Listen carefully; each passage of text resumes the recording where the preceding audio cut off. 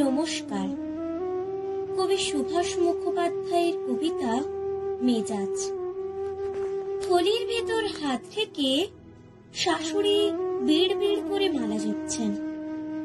বউ গটগট গটগট করে হেঁটে গেল।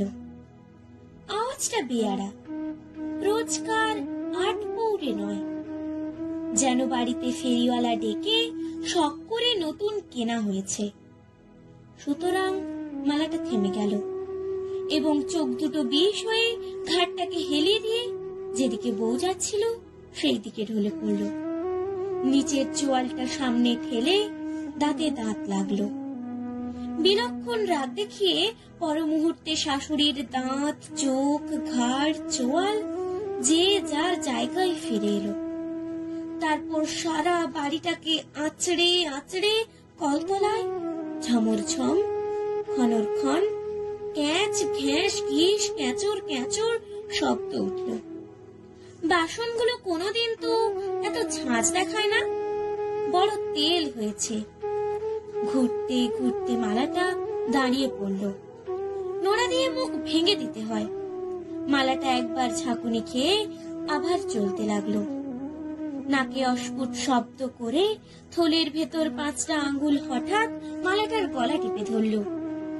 মিনসের আক্কেল বলিহারি কোত্থেকে এক কালো অলক্ষণে পায়ে খুরওয়ালা ঢিঙ্গি মেয়ে ধরে এনে ছেলেটার গলায় ঝুলিয়ে দিয়ে চলে গেল। কেন বাংলাদেশে ফর্সা মেয়ে ছিল না? বাবা অবশ্য দিয়েছিল, থুয়েছিল। হ্যাঁ দিয়েছিল, গলায় রসুড়ি দিয়ে আদায় করা হয়েছিল না। এবার মালাটাকে দয়া করে ছেড়ে দেওয়া হলো। শাশুড়ির মুখ দেখে মনে হচ্ছিল থলির ভেতর হাত ঢুকিয়ে দিয়ে এই সময়ে কি যেন তিনি লুকোচ্ছিলেন। একটা জিনিস, কমাস আগে বৌমা মরবার জন্য বিষ খেয়েছিল। ভাসুরপো ডাক্তার না হলে ও বউ এ বংশের গালে ঠিক চুনকালি মাখাতো। কেন অসুখ করে মরলে কি হয়? ঢঙ্গি আর বলছে কাকে। হাতে এক রাশ ময়লা কাপড় নিয়ে কালো বউ গটগট গটগট করে সামনে দিয়ে চলে গেল। না, আর বাড়তে দেওয়া ঠিক নয়। বৌমা বলুন।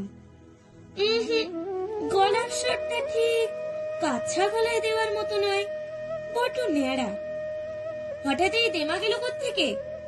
বাপের বাড়ির কেউ তো ভাই ফোটার পর আর এদিকে মারায়নি। বাড়িটা যেন ঝড়ের অপেক্ষায় থমথম করছে। ছোট ছেলে কলেজে, মেজটি সামনের বাড়ির রোয়াকে বসে রাস্তায় মেয়ে দেখছে। ফর্সা ফর্সা মেয়ে, বৌদির মতো ভূষুন্ডি কালো নয়। বালতি ঠন্ঠ নিয়ে বউ যেন মা কালীর মতো রণরঙ্গিনী বেশে কোমরে আঁচল জড়িয়ে চোখে চোখ রেখে শাশুড়ির সামনে দাঁড়ালো। শাশুড়ির কেমন যেন হঠাৎ গা ছমছম করতে লাগলো।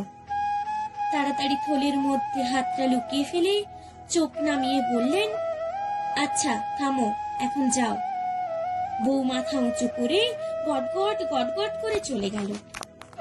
তারপর একা একা পা ছড়িয়ে বসে মোটা চশমায় কাঁথা সেলাই করতে করতে শাশুড়ি এফোঁড় ওফোঁড় হয়ে ভাবতে লাগলেন, বউ হঠাৎ কেন বিগড়ে গেল? তার একটা তদন্ত হওয়া দরকার।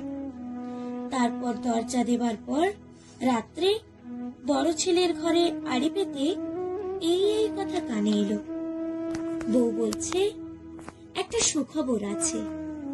পরের কথাগুলো এত আস্তে যে শোনা গেল না। খানিক পরে চকাস চকাস শব্দ। মা হইয়া দাঁড়াতে লজ্জা করছিল, কিন্তু তদন্তটা শেষ হওয়া দরকার। বউয়ের গলা। মা কান খাড়া করলেন, বলছে, দেখো ঠিক আমার মতো কালো হবে। এরপর একটা ঠাস করে শব্দ হওয়া উচিত। ও মা, বৌমা বেশ ডগমগ হয়ে বলছে, কি নাম দেব জানো? আফ্রিকা। কালো মানুষেরা কি কাণ্ডই না করছে সেখানে। নমস্কার।